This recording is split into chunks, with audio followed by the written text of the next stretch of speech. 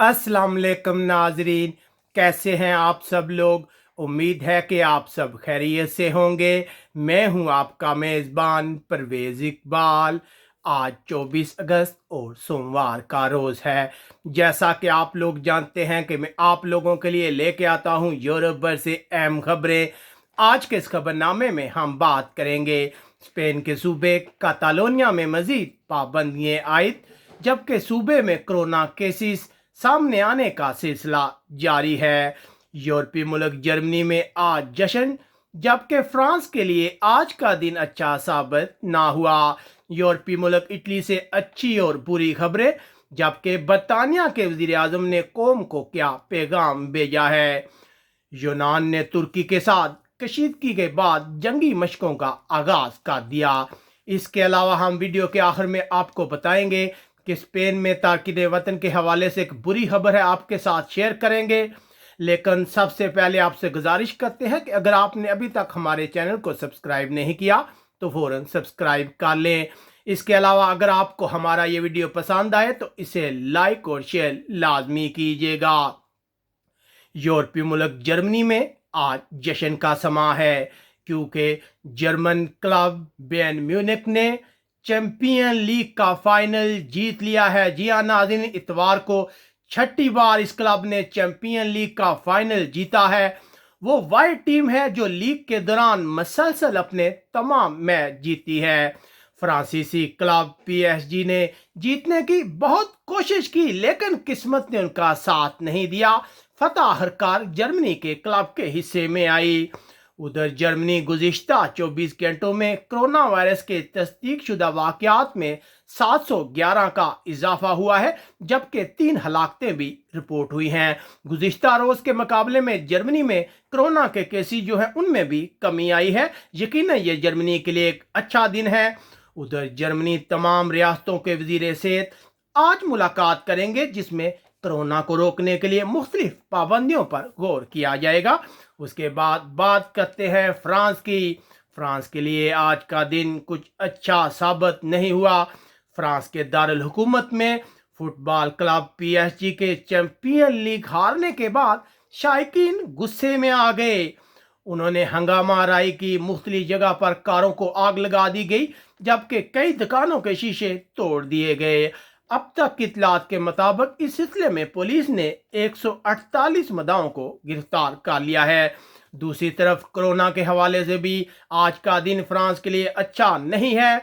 France में गुज़िश्ता 24 घंटों में 4,857 नए कोरोना केस सामने आए हैं, जो लॉकडाउन के बाद एक रिकॉर्ड है। मसलसल फ्रांस में कोरोना केसेस बढ़ रहे हैं। उधर इत्तलात आ रही हैं कि बरतानिया से फ्रांस आने वालों के लिए फ्रांस के काम करंतना पाबंदियां लगाने पर गौर कर रहे हैं। अब बात करते हैं यूरोपीय मुल्क स्पेन की। स्पेन के सूबे कातालोनिया के सदर कोइम्तोरा ने सूबे में नई पाबंदियों का ऐलान किया है। ये ऐलान ऐसे वक्त पर किया गया है जब 14 सितंबर को बच्चे स्कूलों में वापस आने वाले हैं। उधर 10 से ज्यादा अफराद के एक जगह इकट्ठे होने पर पाबंदी लगा दी गई है।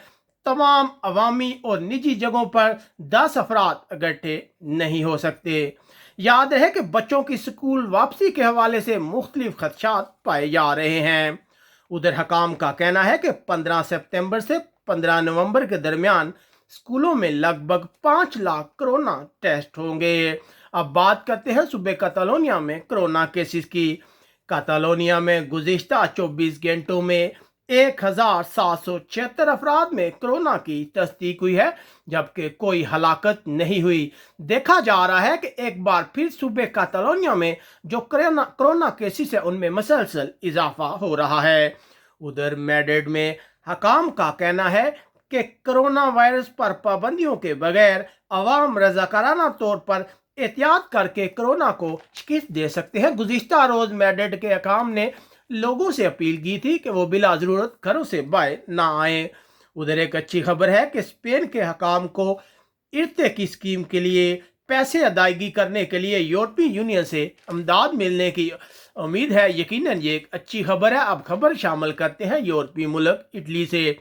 इटली से अच्छी खबर है कि हज़ारों अफराद ने वैक्सीन के लिए टेस्ट के लिए दरखास्त देने के बाद आज पहली बार वैक्सीन का इंसानों पर तजर्बा किया जाएगा ताकि इसके फायदे या नुकसानात का पता चलाया जा सके। इटली में रोजाना की बुनियाद पर कोरोना वायरस जो है उनके जो केसेस रिपोर्ट हो रहे हैं उनकी तादाद 5 गुना ज्यादा हो गई है, दुगनी हो गई है। इतवार को कोरोना के मजीद 1200 केस सामने आए हैं। याद रहे कि इटली में लॉकडाउन के बाद ये सबसे बड़ी तादाद है जो गुज़िश्ता रोज रिकॉर्ड हुई है। उधर इटली की मरकजी गवर्नमेंट ने सिसिली के गवर्नर की जानब से तारकिन वतन पर पाबंदी के हुक्म को तनकीद का निशाना बनाया है। गुज़िश्ता रोज उन्होंने जजीरे पर तारकिन वतन की आमद पर मुकम्मल पाबंदी लगा दी थी और कहा था कि जजीरे में मौजूद तारकिन वतन को इटली के दूसरे इलाकों में मुंतकिल किया जाएगा। खबर शामिल करते हैं बरतानिया से।